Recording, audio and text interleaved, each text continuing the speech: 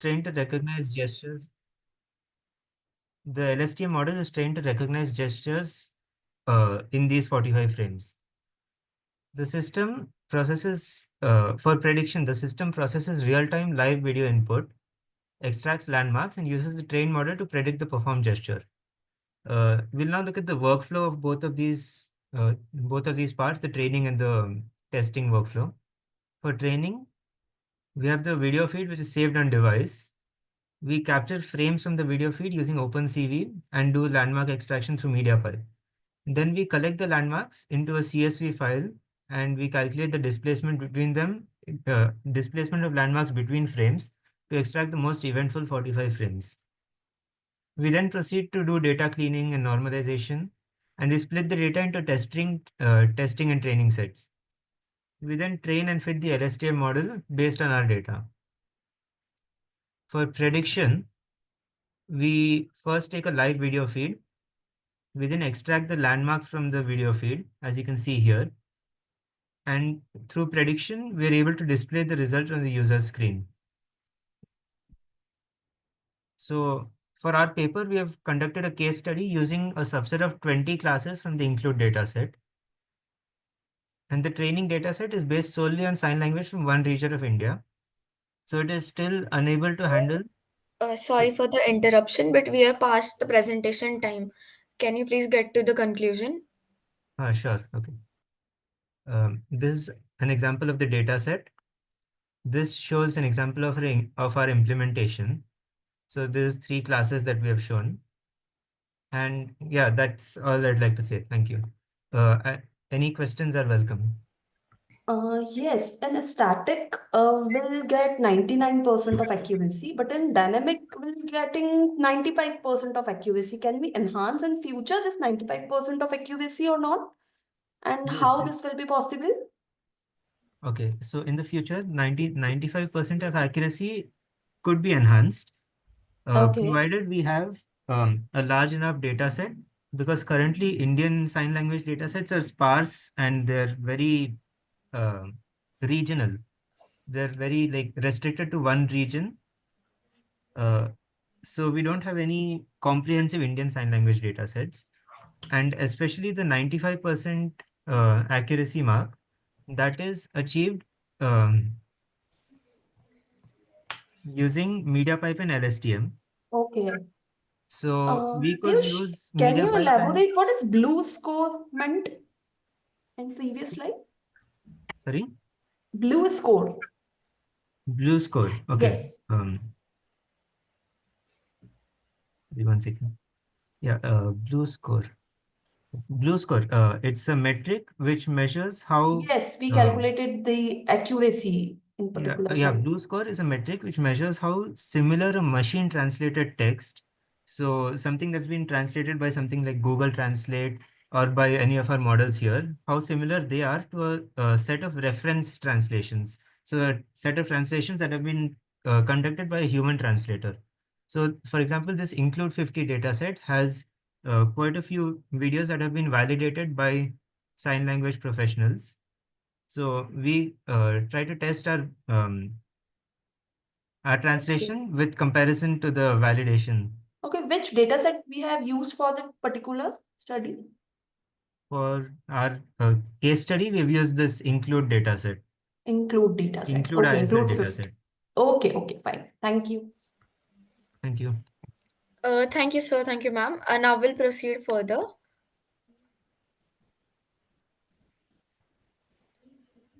So the next presenter is Harsh Raj from Chandigarh University, India. And the paper title is AI Enhanced Urban Air Quality Monitoring. Harsh, sir, I request you to please start with your presentation. Hello everyone, I'm audible. Yes, sir, you're audible. Okay, thank you.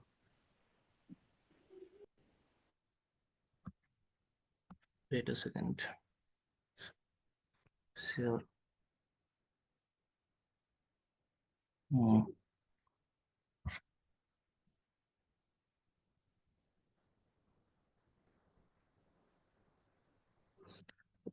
Uh, it's hello. It's showing multiple presenters sharing for the meetings. Yes, I'll stop sharing my screen. Now you'll be able to. Okay, thank you.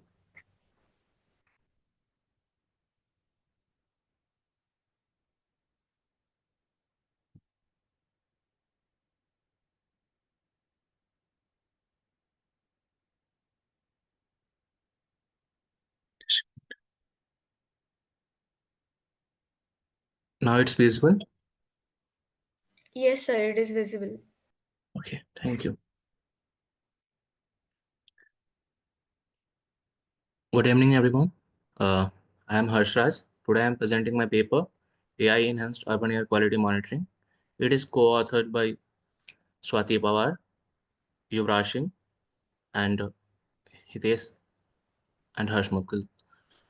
Now, let's introduce my paper introduction. First of all, the growing importance of air quality, uh, its importance in a public health impact, environmental concern, and regulatory pressure, such as poor air quality is linked to a range of respiratory illness, cardiovascular disease, other serious health issues such as fibrosis. Environmental concern like air pollution contributes to climate change, ecosystem degradation, and reduced agriculture productivity. As we can see that every day, due to bad air impact in Delhi, lots of people are suffering from most of the lungs disease. Regulatory pressures such as government are implementing a stricter air quality standard and enforcing driving the need for better monitoring. What are the objectives to do this project? First of all, the objective of our project is real-time air quality assessment. Air quality parameter including temperature, humidity play a crucial role, such as for any uh, air quality assessment. And in air quality, in air there are several gases such as alcohol, benzene, hexane, CO2, toluene, ammonia, acetone, and CO. Uh, mm, the second objective of our project is machine learning based classification. Like ML model classify air quality based on real time sensor such as uh, time, such as we can introduce SBR model or ARIMA model. Actionable insights of urban planning provide data-driven recommendation and actionable insight for policymaker, urban planners, and environmental agencies. Now, next, move to next slide. Limitation of traditional monitoring method. Why we need to introduce this?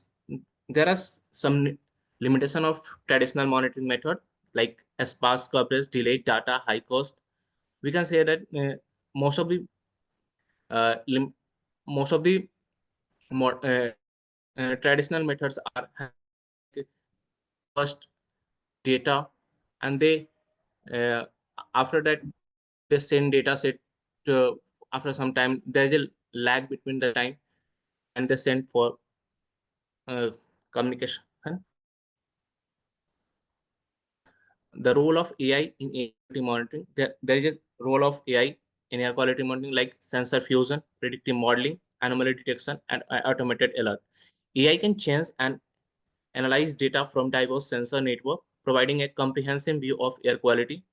Predictive modeling, a machine learning algorithm can forecast air pollution level, enabling proactive mitigation strategy.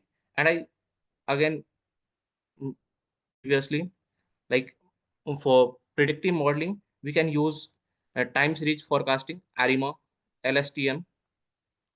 Anomaly detection, AI can identify patterns and pinpoint emission sources, helping to target the root cause of pollution. Automated alert, like any change uh, in any change in suddenly in air quality, then we can get an real-time alert by on our phone or through email. Now let's move to the sensor network and data collection. First of all, we made a our project is an integration project of IoT and AI, and for collecting real-time data, we build a we build a IoT model, and now I'm mentioning what our IoT model is doing. First of all, we deployed sensors, then we aggregated data from that, and after that we share data to the AI model. uh, our USP of this project is that we are not using Wi-Fi, Bluetooth, and any other wireless communication. We are just sending data through USB ports, through a serial communication from uh, Arduino ID to Jupyter Notebook for AI model analysis. This is the outline of our project, how it's working. The different sensors acquiring the data, and it's sending to microcontroller to USB and Arduino ID. Then serial port communication come in role, and after that it sends to the data to the AI model, where model is deployed. First of all, model is trained for training data set, and prediction is being done through the real-time data, and different alert is divided into three parts, and this alert will be sent to the masses or mail alert. Now come to the machine learning for air quality monitoring. Why we need data processing, predictive modeling, spatial mapping, and scenario analysis. First of all, in data processing, we cleaning and filtering and transforming raw sensor data for optimal model performance. We are applying advanced machine learning technique to forecast air pollution level. Again, I want to mention we are using time series forecasting such as ARIMA model, spatial mapping, generating detailed air quality maps to identify pollution hotspot and trends, uh, scenario analysis, evaluating the impact of different policy intervention and urban planning decisions. Now come to the real-time monitoring and forecast. We are uh, we are feeding live data, continuous monitoring of air quality parameter from distributed sensor network.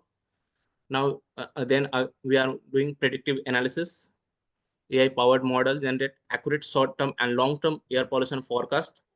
And third, early warning system. Automated alert and notification trigger timely intervention and public advisories. Integrating air quality data with urban planning. Sir, we are Yeah, past the presentation time now. Could you please get to the conclusion? okay. Now come to the conclusion. Our model is giving citizen different visualization alert, and this model is cost effective, and it's a real time data, real time forecasting and analysis of air pollution monitoring. Thank you. Thank you. Any question? Yes, Welcome. Harshraj, what kind of accuracy you get after this predicting air quality? Sorry, ma'am, I did not get. What kind of accuracy you get after this predicting air quality? Ma'am, uh, we are getting accuracy such as what will be the uh, air quality tomorrow, or next 2 days in forecasting, and in real time analysis we are getting accuracy such as uh, what are impacts of this classification, such as CO level is increased, then what people to do, and what are the suggestions, this kind of accuracy, ma'am. Okay, in previous slides, you have mentioned that previous work has high expensive, we can say. So uh, how you are reducing the cost for your project for prediction? okay, ma'am. Ma'am, basically if we are in a specific uh, mohalla or a village, or such as any campus, then we can set up this for a specific uh, geographical location, and we can make this model about in 500, and we can make uh, people aware from the air quality. uh, Okay, how does air quality vary between urban and rural areas? Is there any difference? Yes, ma'am. There is a difference. In urban areas, lots of industries and vehicles, but in a rural area, it varies due to we all know about paralysis in a season. According to season, it vary air quality. Generally, in a rural area, there is no such uh, type of air bad quality, but we can see it in a specific weather. Okay. Thank you, Harshraj. Thank you, ma'am. Thank you for your presentation. Now we'll proceed to the next presenter. Okay. So the next presenter is Moningi Ayush from Amrita Vishwa Vidyapeetham, India. And the paper title is Clustering Based Linear Regression. I request Ayush sir to please start presenting your screen. Good afternoon, everyone. Am I audible? Yes, you are audible. My screen is visible, right? Yes, sir, your screen is visible.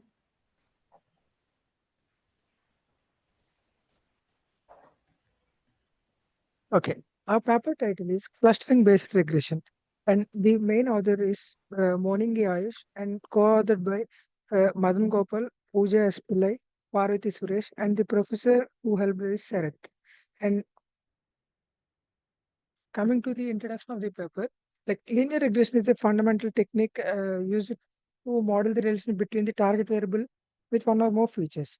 It's a traditional approach, but the problem with this linear regression is it cannot identify non-linear relationships well, and but still uh, it gives very good accuracies with all the other things. To face this problem, we thought an idea like we can cluster something and also fit individual regression models for each of these clusters so that the accuracy may increase. So we have tried to implement this in our paper. Next, coming to the literature survey, like these are some of the list of the papers like which helped us during our implementation. What is clustering based regression? As I already told, clustering based regression is a simple approach. Like it is combining unsupervised learning with supervised machine learning technique. In the unsupervised techniques, like we have different types of clustering algorithms, like K-means, hierarchical clustering, DB scan, and all. Uh, and like these, like we have merged these clustering techniques with regression techniques like linear regression and random forest regression. And we have analyzed the results and the reasons for those results. Clustering based first, whichever data set you take, we'll try to find the best number of clusters and segregate the data into those clusters. And after that, after creating the clusters, for each cluster, we try to implement a regression model. Like we will try to fit a regression line or regression model into that each cluster so that whenever a new data point comes, first you will verify which data point, like into which cluster does it belong to. And after we have figured out like which cluster it belongs to, we'll pick that regression model for that cluster and try to predict the output. Why should we use this approach? Like it is the best. It is performing better than linear regression on uh, different datasets, and also accuracy has been increased. It is being performed better than linear regression for heterogeneous data and improved model interpretability. These are the three types of clusters which we use. K means hierarchical clustering and also DB scan. The methodology. The methodology is very simple. The starting part of a new machine learning project. The first we'll start with data preprocessing. Then we have clustered the data. Then we have fitted regression models for each cluster. And then finally we have predicted the outputs and then evaluated these things. The datasets we use. We have used like some of the popular datasets for machine learning projects. We have used house pricing dataset, which contain the house prices of different houses of California, and next wine quality dataset, and next auto MPG dataset. The first step is clustering. Like we have used K-means clustering and hierarchical and DB scan for dividing the data into the clusters. And next, like here we have used the elbow method to find the best number of unique clusters to analyze the data. And next, we have used a dendrogram to visualize the clustering inside the hierarchical clustering, and we have choose the best number of clusters using the dendrograms. And next, we have used the Sherrod score to validate the accuracy of these clusters. Regressions with clusters. And next, after we have clustered the data using these different clustering algorithms, then we have tried to fit the regression models. Here we have used only two regressors, linear regression and random forest regression. For each cluster, we have fitted a regression model. Like for each cluster, we have fitted linear regression model and also random forest regression model. At last, we are comparing those. And this shows some of the numbers, some of our results. Like when we have used k-means clustering with the linear regression on the three data sets, these are the R2 scores.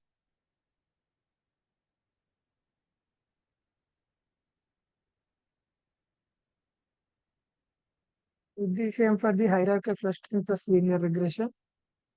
And next, k-means plus random forest.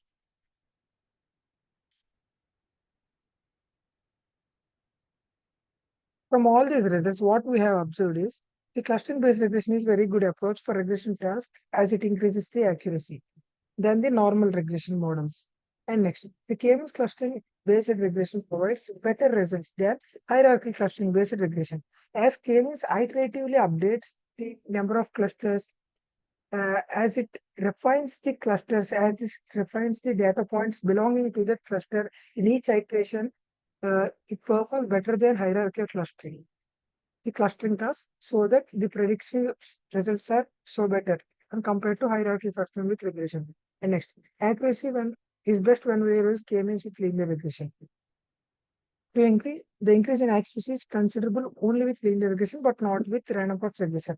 This is because like linear regression only identifies the linear patterns, but when it comes to random forest regression, it already identifies the non-linearities inside the dataset. So that just adding a clustering model before the regression doesn't make any sense. Like as it already captures the non-linear path, we don't need to add non-linear part again to it, so that there is no considerable increase when we are adding clustering technique to this random forest regression. If you're removing the outliers, the accuracy of the clustering based regression is reduced. Generally, for any machine learning project or machine learning model, when we remove the outliers, the accuracy will slightly increase. But then, when we take this kind of approach, like the clustering based regression approach, while we are removing the outliers, like we are Ma'am, removing some important. Hello? we are past the presentation time now. Can you get to the conclusion? Yes, ma'am. So when it comes to this model, while we have removed the outliers, we observe that the accuracy is reducing. If we use wrong number of clusters, the accuracy is also getting reduced.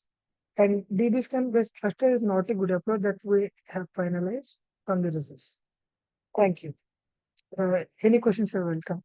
Okay, have you get any overfitting or overfitted data in your particular work? Excellent. Can you repeat the question? Sorry. Yes, have you get any overfitted data or outliers in your work? No, ma'am, not exactly. Okay, is there any limitations because we are using random forest regressor? If Like we'll use decision tree regressor, so is there any difference between? no, ma'am, like random forest is more better than decision tree as it combines multiple decision trees. Random forest betterly identifies the non-linearity. So if we want to use decision trees with clustering, then it is okay. But already random forest will identify the non-linear patterns, right? Okay, so how does the choice of cluster algorithm or clustering algorithm impact the accuracy of regressor model? The quality of the clusters will impact the output, ma'am, the Okay, accuracy, quality of cluster, quality right? of the clusters. Okay, okay, fine. Thank you. Thank you. Thank you, sir, for your presentation. We'll proceed to the next one. ma'am. So the next presenter is Manjari Deshmukh from Marathwada Mitra Mandal College of Commerce, India. And the paper title is Emotion Recognition from Social Media Data, a Comparative Evaluation of ML Models. I request Manjari ma'am to please start with your presentation.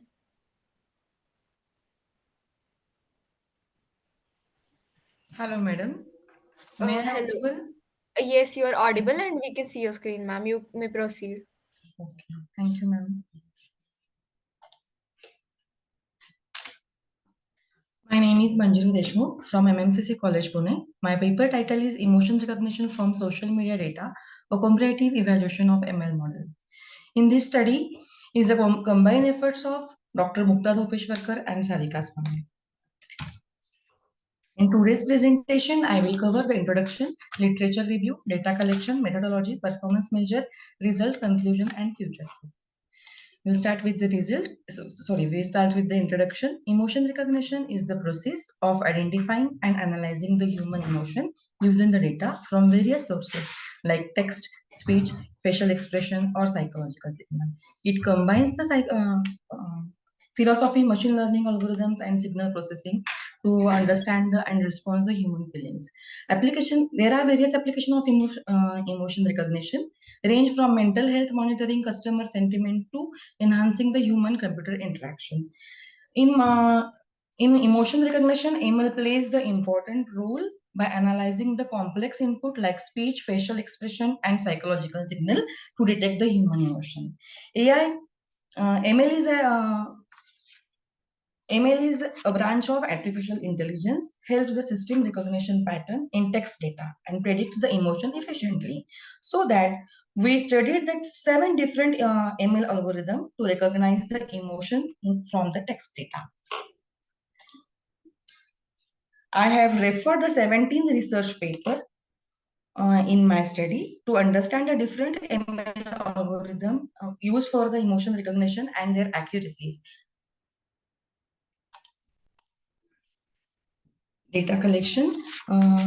Now, in today's digital world, Twitter is a challenging source of data for emotion detection. So that we use a Kaggle dataset containing the 16,000 Twitter records, each labeled with one of 6 emotion: happiness, sadness, anger, fear, surprise, or disgust. With this, the above table indicates the intensity of different emotion, with each emotion assigned a numerical value, that is weight. For instance, a joy has a highest weight, that is 5362, which suggests it is the intense emotion in the database. The surprise has a lowest weight 572, which indicates the least intense emotion from the dataset. Methodology. The workflow outlines the process of emotion recognition in text data. We start with the data collection. In this work, we use a Kaggle dataset, which having the Twitter records.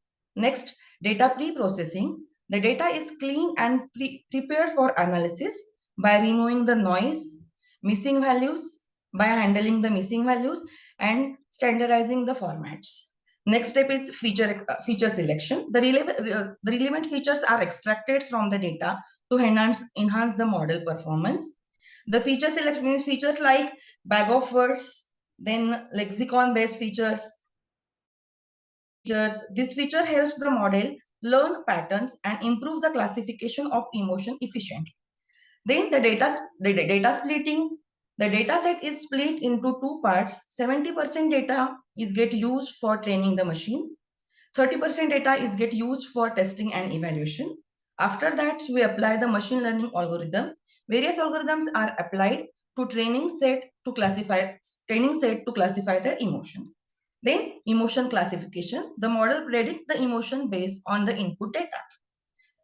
Last, the analysis and evaluation. The performance of the algorithm is analyzed and compared using the testing set to determine the most effective approach for emotion recognition. For for analyzing the performance of each classifier, we are using the confusion matrix. Confusion matrix is a fundamental performance evaluation tool in machine learning, which is used particularly for classification tasks.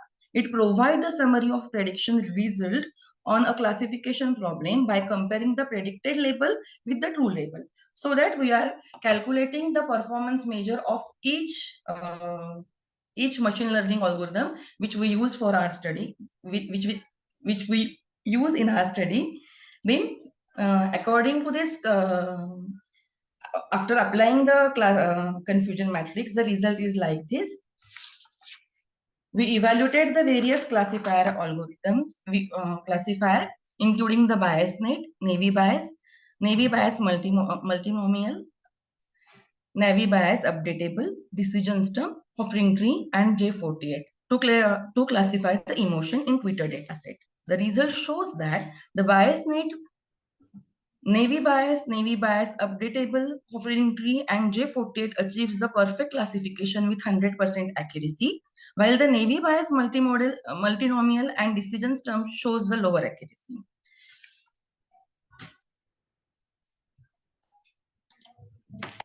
In conclusion, we provided the comparative analysis.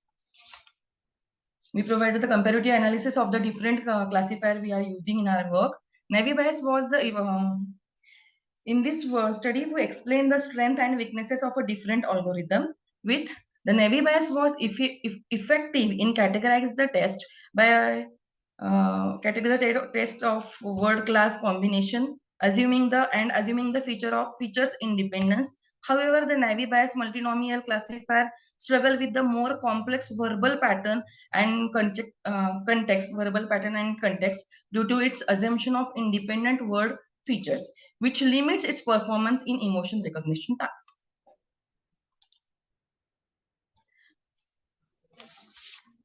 Future scope.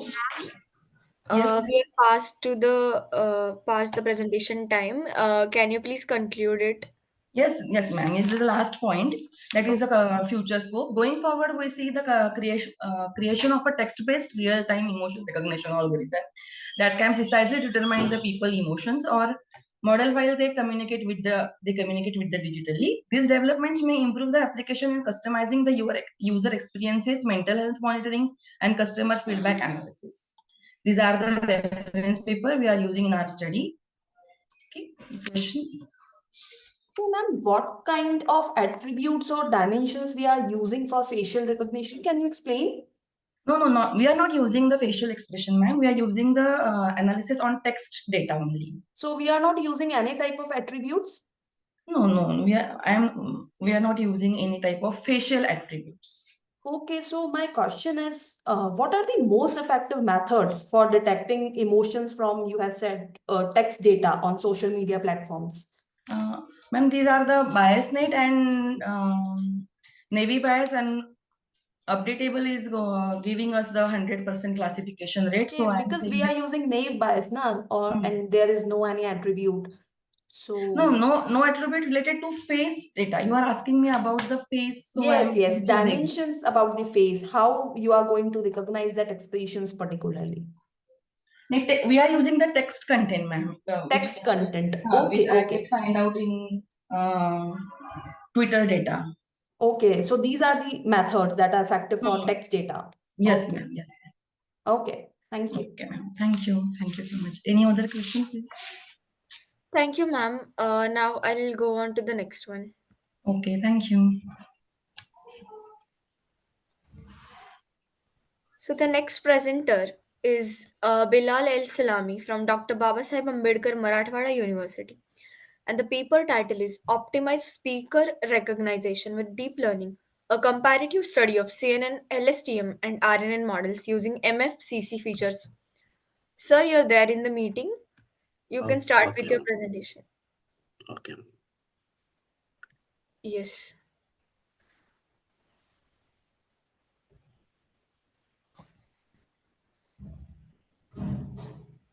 Okay. May I start? Yes, sir, you can start. We can see your screen. You are audible. Good evening to everyone. My name is Bilal Salami, research student at Dr. Baba Sahib Ambedkar Marathwada University. My research paper titled Optimized Speaker Recognition with Deep Learning, a comparative study of CNN, LSTM, and RNN models using MFCC features. These are my contents: introduction, literature review, methodology, result and discussion, and conclusion. As we know, speaker recognition plays a critical role in applications such as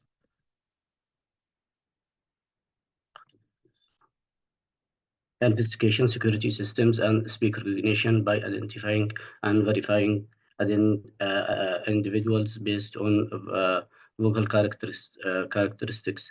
It enhances both systems security and automation. Male frequency, substral efficiency are the powerful feature extraction method in speech and audio processing. They approximate human auditory perceptions by representing the short-term power spectrum of sound on mil frequency scale, making them ideal with identified speaker. The, this study focuses on extracting 20 and 40 MHCC features from speech signals and processing them with neural network like CNN, LSTM, and RNN. A comparative analysis of these features will determine the optimal set for speaker recognition, balancing accuracy and computational efficiency. Here, this is the literature review we have go through while our research work. The methodology, the speaker recognition methodology leverages deep learning to enhance identifying and applications like forensics and security speech recognition. It extracts, as we see here, the framework of speaker recognition proposed methodology. First, we have input data equation, input audio data, read audio data to metadata file, then feature processing, feature extraction, MFCC, feature normalization, then a model development, train model using machine learning or deep learning, hyperparameter tuning, model evaluation. Here, as we show in the first diagram, data resource. Our research used public available speaker recognition data set from Kaggle. And we have applied the three deep learning models. Dataset name, speaker recognition dataset, data resource from Kaggle, number of samples, 18,544 audio samples, a number of classes, 38. Data processing, audio processing is essential for machine learning, deep learning tasks and involving audio data. Loading the file, audio file were imported using Librosa with file path managed via metadata CSV. Feature extraction, feature will extract from each video frame using window size 25 milliseconds of length 10 milliseconds. Feature extraction. We focus on HCC for feature extractions. Our approach extract 20 and 40 MHCC. The process starts with here as shown mil frequency subtron efficiency process. Analog to digital, followed by pre-emphasis to amplify high frequency components.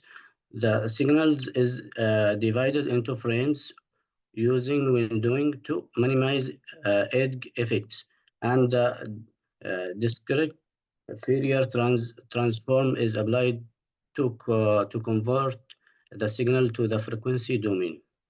A mil filter bank mimics human hearing by focusing on perceptual important frequencies. And this discrete Fourier transform is applied for further processing and dynamic features. Example like derivatives are extracted. Finally, the feature transformation step created the final set of features for analyzing and modeling. Data preparation. We have 10 folder cross validation split into the 10 parts using random states, 44, for consistency, and shuffle through for randomization. The model trains on 9 faults and tests on 1, repeating 10 times. Metrics are averaged for accurate performance estimation. Here we have the structure of our first proposed model, CNN. The model begins with the input layer, followed by conv 1D and conv 2D layers, 64 filters each to extract sequence and special features. And max layer was 2, size 2, reducing dimensions and flatten layer. So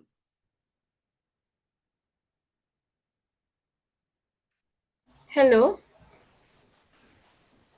yes. Continue, Sir, ma'am. we are past the presentation time. Could you get to the conclusion?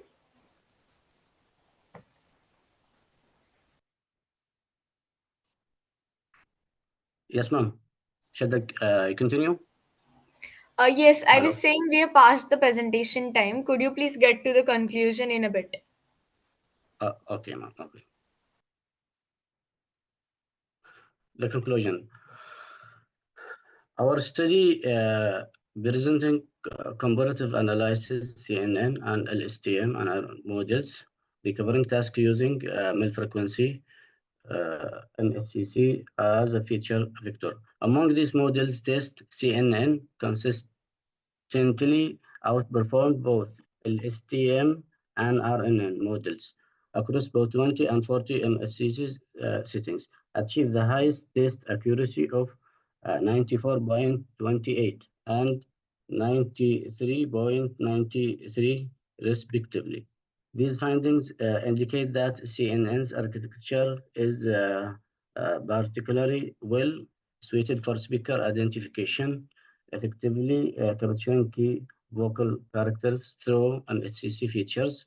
The 20 MSCC setting also show slightly better performance, suggesting that a more compact features set can maintain high accuracy while reducing computational complexity.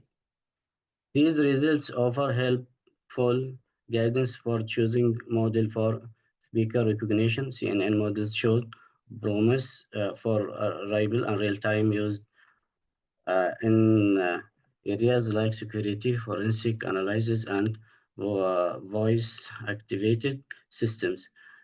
Future studies with large and more varied dataset, as well as improved model designs, could make these models work better in different real-world situations. Additionally, combining models for greater accuracy and creating Sir, can you noise-resistant please real-time show system. the slide? Can you please show the slide how these architectures like LSTM and CNN we are comparing in terms of Okay. accuracy and computational efficiency like you are describing? Okay. This is CNN. Okay. No, I This want is the architecture of accuracy and CNN. accuracy and computational efficiency. How we are calculating? Okay, Yes. here. Yes. Yes. Yes, here the LSTM and train accuracy 95.59 and RNN this using 20 MSCC and Okay. Is there 95.40. any need of speech segmentation? Is there any need of a speech segmentation?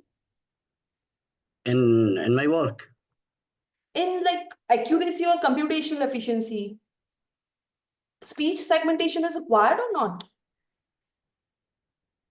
I'm not getting the point. Means while we train the model, we make the segmentation, or what you mean exactly? Okay, so you don't require the speech segmentation for calculating the accuracy or and computational efficiency.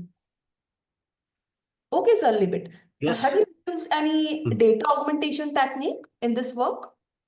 No, I didn't use. Okay.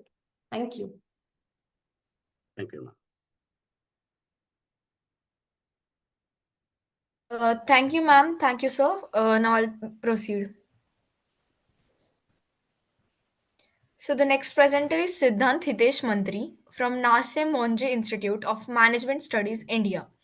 And the paper title is Architectural Framework for Automated Incident Response, Leveraging LLMs and Classifiers for Rapid Post-Attack Analysis and Reporting. I request Siddesh sir to please start sharing your screen and continue with the presentation. Yeah, thank you very much. Is my screen visible? Yes, it is visible. Okay, so good afternoon, everyone. My name is Siddhant Hitesh Mantri, and I am pleased to present our research paper titled Architectural Framework for Automated Incident Response, Leveraging LLMs and Classifiers for Rapid Post-Attack Analysis and Reporting. So, this paper was authored by Veer Mehta, Aryaman Khare, myself, and Dr. Pintu Arsha from SVKM's NMIMS Institute. It presents a novel approach to improving incident response times using automated machine learning classifiers and large language models. So, let's dive into why this research is crucial in today's cybersecurity landscape. Cybersecurity incidents are a growing concern in today's digital world. According to IBM's 2023 report, the average cost of a data breach has risen to more than 4 million, a 15% increase over the past 3 years. These costs stem not only from data loss but also from operational downtime, reputational damage, and recovery efforts. Traditional manual analysis methods often take days to analyze logs and understand incidents, leaving organizations vulnerable to further attacks. Manual processes are prone to human error, especially given the massive scale of data generated by modern systems. This research addresses these challenges by proposing a hybrid framework that integrates machine learning classifiers for efficient log analysis with large language models for advanced reasoning. The objective is to drastically reduce response times, improve accuracy, and enhance the overall security posture of an organization. Security Operations Centers, commonly known as SOCs, are overwhelmed by the exponential growth of data generated by IoT devices, cloud computing, and remote work environments. SOCs deal with millions of logs daily, and yet 30% of these are false positive, according to a 2023 study. Sorting through these alerts delays genuine threat detection. Additionally, the tactic used by adversaries are becoming more complex. So, zero day exploits, AI driven phishing campaigns, and sophisticated multi stage attacks are difficult to identify with traditional technologies. And financially, the burden is immense. A Ponemon Institute report from 2022 highlights that recovery costs have increased by 15% over the last 5 years. The cybersecurity skill gap further exacerbates these challenges. So, our research directly addresses these issues by automating log analysis and incident correlation to improve the response efficiency and accuracy. So, in the realm of cybersecurity, there have been few studies that are focused on the application of artificial intelligence and machine learning. Uh, so, let me highlight some of the key findings. So, first, AI in cloud security, a 2024 study demonstrated that AI enabled systems achieve a 92% accuracy rate in detecting threats and reducing false positive by 45%. So, this is significant in environments where scalability and reliability are critical. Another research paper, AI in Security Orchestration, Automation and Response, SOAR framework. AI integration reduces human intervention by 40% and improving response time by 35%. So, however, most exciting research focuses on specific areas such as threat detection and alert management. So, this leaves a gap in providing a holistic end to end solution. So, our research bridges the gap by integrating detection, correlation, and reporting into a unified framework. So, our framework combines machine learning classifiers and large language models in a hybrid approach to streamline the post incident analysis lifecycle. The architecture includes several key layers such as log ingestion and pre processing, specialized analysis, orchestration layer, and structured reporting. So, the ultimate goal is to reduce response times and provide detailed, actionable insights for incident response teams. The architecture of a framework is designed for modularity and efficiency.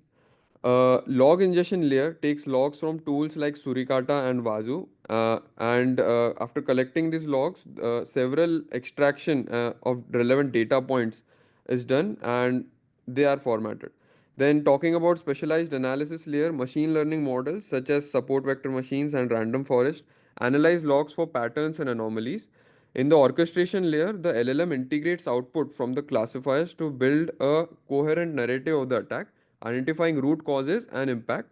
And in the structured reporting layer, reports are generated automatically with key details such as attack vectors, IOCs, and mitigation strategies. So, by automating these processes, the architecture ensures high accuracy and faster analysis, while the feedback loop keeps the system adaptable to evolving threats. So this diagram basically shows the workflow for our entire application. So first there's an input layer where it is connected with several logging applications such as Surikata logs, which is a network logging tool, Vazu logs, which is a SIEM tool, and SMTP logs for email servers, and any other logs could be integrated in this as well according to the organization's requirement. Then these logs are collected through the log ingestion system and then sent to the pre-processing layer. So for each of the individual logs, there is an individual pre-processing done, and then they are sent to the specialized analysis layer. Now, similar to pre-processing layer, there are specialized classifiers for each of the log type. Now, these could be any machine learning classifiers, and which could include neural networks as well. So after the anomalies are detected for each log type, it is sent to the orchestration layer where we have a main orchestration LLM. The orchestration LLM basically collects all of the logs and analyzes it parallelly to see if there are any relations between the different log types using the parameters such as timestamp. After this, a structured output is generated for the report. Now there will be a report template that will be given, which will be Sir, which we yeah. are past the presentation time. Could you please get to the conclusion? Okay, sure. Yeah, so just to highlight some benefits, so the framework offers several key benefits such as advanced detection, seamless integration, continuous improvement, adaptability, and proactive defense. So, in conclusion, our research proposes a hybrid framework combining machine learning classifiers and large language models to address challenges in post incident analysis. This solution automates and accelerates processes, providing detailed and accurate reporting while reducing response times. So thank you for your attention, and I'm happy to answer any questions you may have. So, what challenges basically you have faced while real-time threat detection? So the main challenge is the accuracy as well as the speed of the report generation. So whenever an incident occurs in any organization, specifically for cybersecurity, it's really important that you take quick steps to mitigate it, because taking delayed steps can lead to a lot of losses, not just financial but also let's say reputational loss and other trust losses. So the main factor that our research is tackling is to improve the speed of the process as well as to increase the accuracy. So, for trust losses, we are using privacy regulations, like any privacy regulations like No, GDPR. by trust loss, I mean that let's say there's an organization who has suffered a breach, right? And they have not properly mitigated it or in due time. So it can lead to additional data breaches in the future. So this can Mm. lead to a loss of trust within their customers or within the general public as such. So Okay, that's so what I there's meant. no need of privacy regulations, right? I mean, that's required, of course, in like companies, but that's not what our research is focusing on. Okay, thank you. Yeah, Thank thank you, you. sir.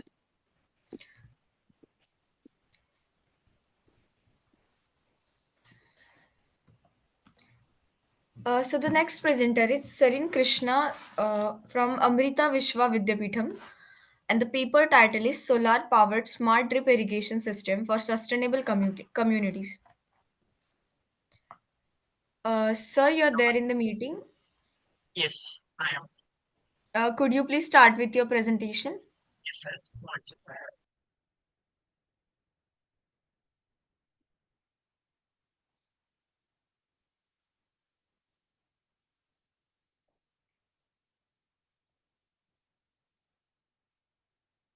Is my screen visible? Yes, sir, your screen is visible.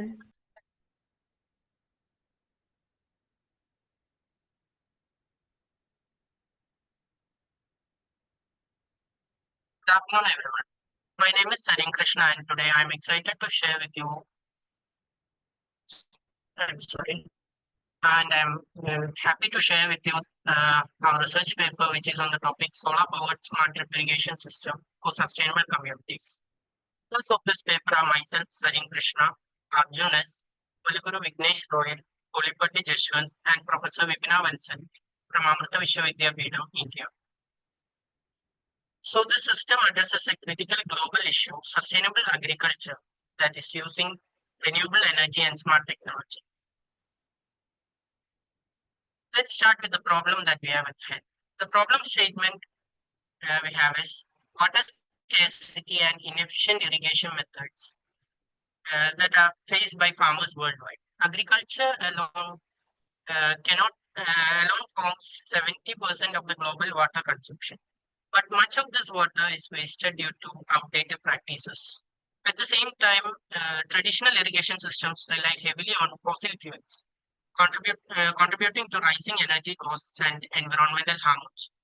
This is where renewable energy can, especially solar power, becomes a great game changer.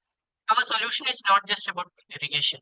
It aligns with the Sustainable Development Goals, particularly SDG 2, Zero Hunger, Climate Action, that is uh, SDG 13, Responsible Consumption, that is SDG 12 as well. Now let's break this down further. First, the energy crisis. So fossil fuels, farmers in rural areas don't often have reliable access to energy, electricity. Those that depend on fossil fuels have to face high costs and contribute highly to the environmental degradation. Next is water scarcity. Inefficient irrigation systems waste a high amount of water, leaving communities to dry. Especially drought-prone areas have to face large problem due to this. And also finally, rural farming challenges. For many small-scale farmers, high operational costs and limited resources make it difficult to sustain in their livelihood. These are the challenges our system is designed to solve. So the proposed solution we have is a solar-powered smart drip irrigation system. It's simple yet a very transformative solution. Here's how it works. So the key features are we use solar power to power an irrigation system that is controlled by an Arduino-based setup. Solar moisture sensors ensure that the water is delivered only when and where it is needed. And a GSM module helps the farmer to monitor the system remotely via SMS alerts. What makes this system special is that it is only it not only reduces water wastage or energy costs, but also helps farmers and empowers them with technology that is affordable, efficient, as well as easy to use. So the methodology. The system includes solar panels, an Arduino Uno microcontroller, solar moisture sensors, a GSM module, and a DC motor. So the moisture sensor detects when the soil is dry, and this triggers the Arduino, which activates the water pump. Water is then delivered directly to the plant roots through drip irrigation lines. Meanwhile, the GSM module also sends updates to the farmers, keeping them informed about the field conditions. So this is the circuit that, or the proposed model of the circuit that we have made, and also we have the workflow chart. In the workflow chart, we can see that the solar power provides provides power to the moisture sensor, which in turn sends signals to the Arduino Uno. The Arduino Uno checks whether the moisture meets the threshold value, and if it doesn't meet the threshold value, it turns on the motor and lights on the LED lights, and also sends the message to the farmer. In case the threshold value is met, then the motor is turned off and the LED lights are also turned off, and the off message is also sent to the farmer. Now for the results and impacts. Firstly, water efficiency. Precision irrigation means that water is used wisely, significantly reducing wastage. Secondly, energy sustainability. So, by using solar panels, the system eliminates reliance on conventional energy sources. Thirdly, we address improved crop yields. Real time, we can say that real time data optimizes the irrigation schedules, and since the crops are having a uh, since the crops are irrigated at the correct time precisely, it leads to healthier crops and higher productivity. Finally, economic benefits. The system also is affordable and accessible, making it easy for farmers, small scale farmers in rural areas also to implement this. In conclusion, this solar powered smart drip irrigation system is cost effective, sustainable, and scalable. It aligns with global efforts to tackle the climate change, reduce water wastage, and improve agricultural productivity. Looking ahead, we have thought about integrating AI for predictive irrigation, which could further help in optimizing the water usage. We are also exploring improved energy storage solutions to make sure that reliability even during low sunlight conditions or uh, when there are situations which cause the lack of sunlight to face such situations. So these are a few of the references that we have taken for our paper. Thank you, and I'm happy to face any questions, answer any questions. So, what is it cost? Basically, is this affordable for small holders, farmers? Yes, it is actually affordable because we have used components that are solar panels. Nowadays we can get high rates of subsidies for implementing solar panels, and also the other parts are very affordable for a small scale farmer to Cost will use. be? Sorry. Cost will be, is this expensive or nominal pricing we are available? Pardon me, I couldn't answer. No, I can couldn't you can understand. you can you explain the cost? What is the cost for the normal affordable for small holders, farmers?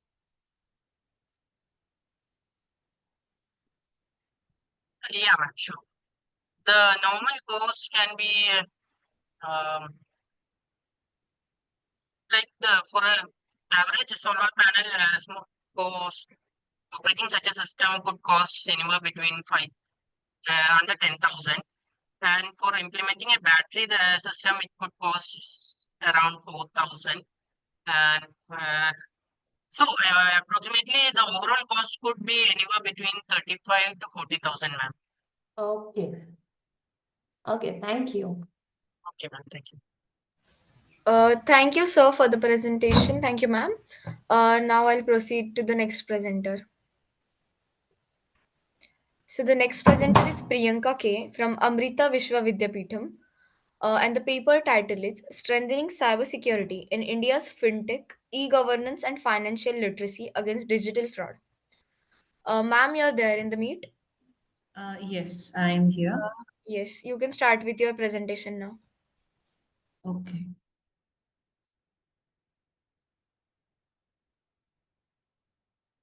I hope I'm audible and my screen is visible.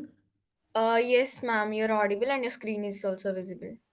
Okay, thank you. So, this paper is titled Strengthening Cybersecurity in India's FinTech, E-Governance and Financial Literacy Against Digital Fraud. This paper has been written by me and co-authored by Suparna Ray and Jyoti Krishnan K. Surendran. We are all from Amrita Vishwavidyapeetham School of Business. So before I get into the detailed aspect of the paper, a quick look to the paper is that what led to the identification of this topic is the increasing digital frauds happening within our country. So on one side, India's fintech is growing rapidly, driven by digital innovation and government support. But on the other side, lot of digital financial frauds, especially in the fintech situation is increasing. So through the study, we were analyzing if an integration of financial literacy and e-governance can be brought in to strengthen the cybersecurity system in India's fintech. This is not an empirical paper. This is a conceptual paper. So we have developed an integrative conceptual framework that synergizes e-governance, financial literacy, and advanced cybersecurity protocols to strengthen consumer protection and foster trust within the digital finance ecosystem. And the introduction to this paper is that in 2016, as we all know, the UPI was introduced, and at least by August 2023, there have been more than 10 billion transactions happening. And with the 2016 demonetization policy and also after the COVID-19 scenario, the digital transactions have soared from 10% to 20%. And as we are moving to a concept of cashless economy, this is going to further increase in coming periods. And we have initiatives like Digital India, and the internet access all over the country is now getting affordable. So more than 700 million smartphone users are there in our country, and UPI has definitely emerged as the most widely used digital payment method in the country.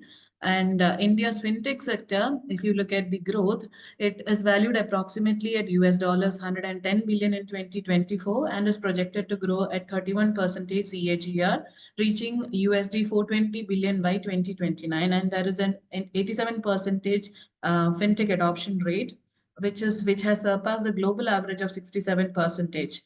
And at the same time, Indian Cybercrime Coordination Center has identified that at least 1.25 lakh crores of rupees have been lost in the last 3 years due to cyber attacks, including phishing scam, fraudulent transactions, etc. So what is e-governance? E-governance is actually the integration of digital technologies by government bodies to enhance service delivery, promote transparency, and improve collaboration across all the sectors. In India, we do have initiatives like National Cybercrime Reporting Portal and Citizen Financial Cyber Fraud Reporting System, which facilitates these things. And also, RBI has come up with many financial literacy initiatives like uh, for women and many other categories of people in our country. But when we look at the review of literatures, especially in the management papers, very limited research has looked into how the intersection of e-governance and financial literacy can address these digital financial frauds. So everything is kept very independent. So we are trying to integrate that in this paper. And a quick look into the digital financial frauds in India. Like I said, the UPI transactions are increasing.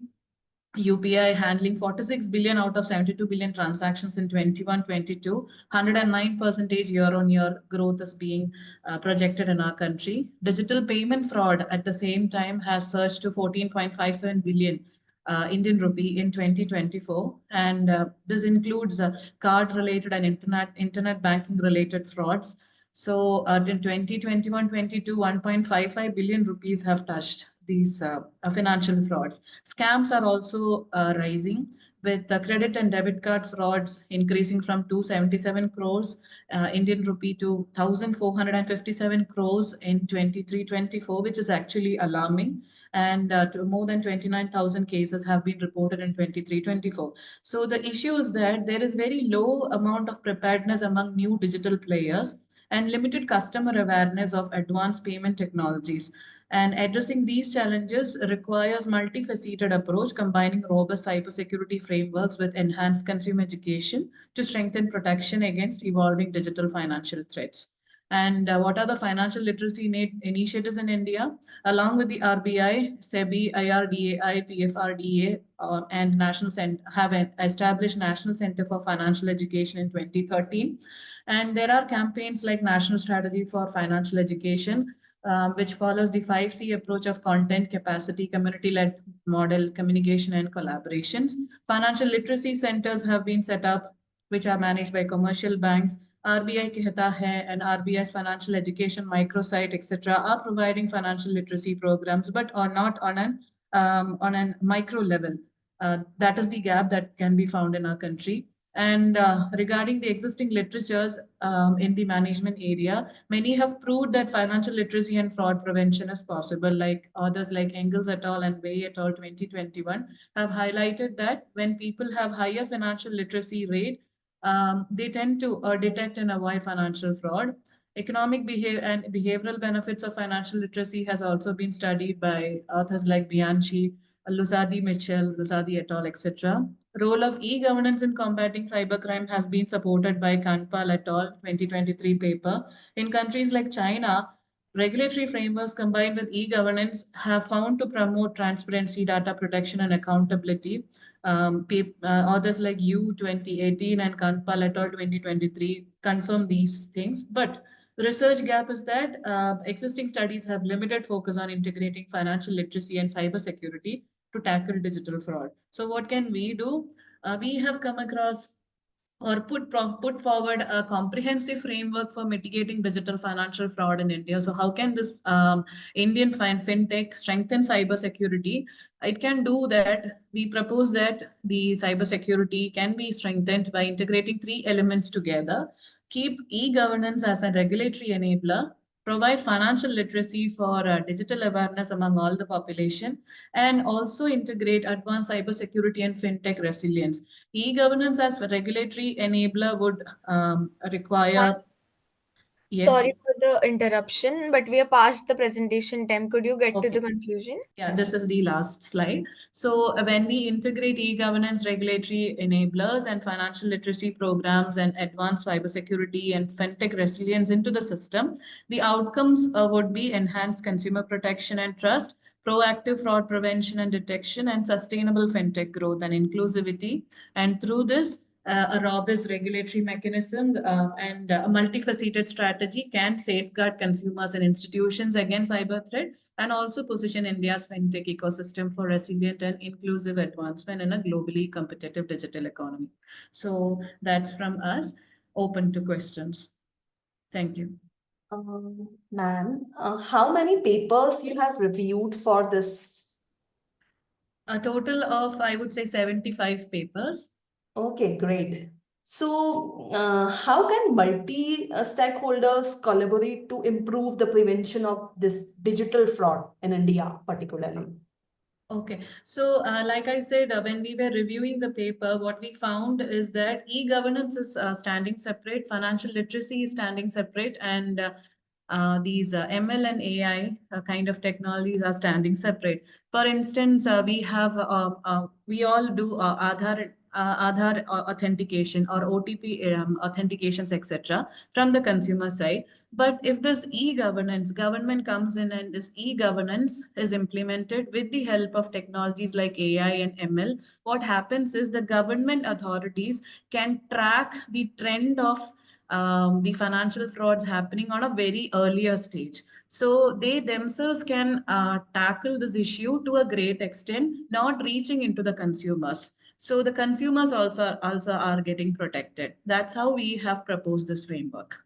Okay, somehow homomorphic encryption type, right? Yes, yes. So it's like early detection of financial fraud rather than the financial fraud happening with the consumers. Okay, great. Thank you. Thank you. Thank you, ma'am, for the presentation. Thank you. Now, I think most of the presentations are done, but let me just call out the people who I think might be absent. But if any of the co-authors are present, then they can also present their paper. First is from Ripu, Chandigarh University. Is anyone present from their team?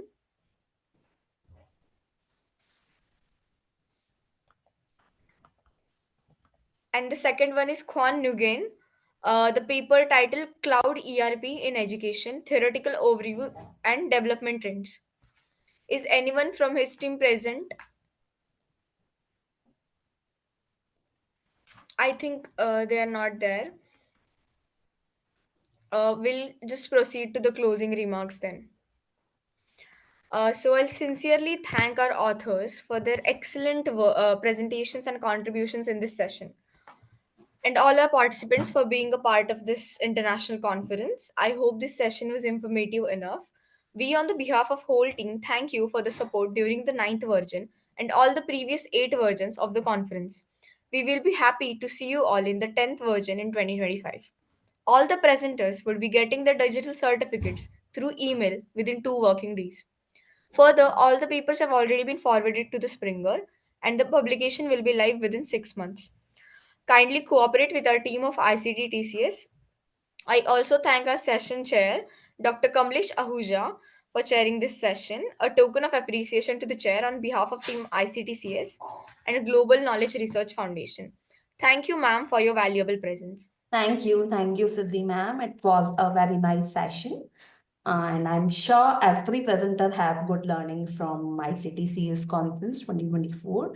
Thank you for having me here. Thank you. Now, just before ending the session, I request all of you to please switch on your camera so that I can take a quick snapshot of today's virtual conference.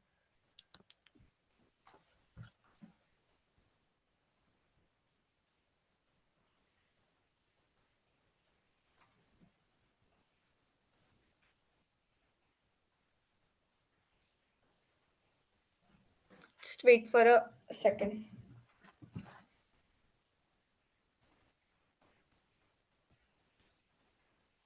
Okay, I've taken the snapshot. Now you all can leave. It was a great session. Thank you, everybody.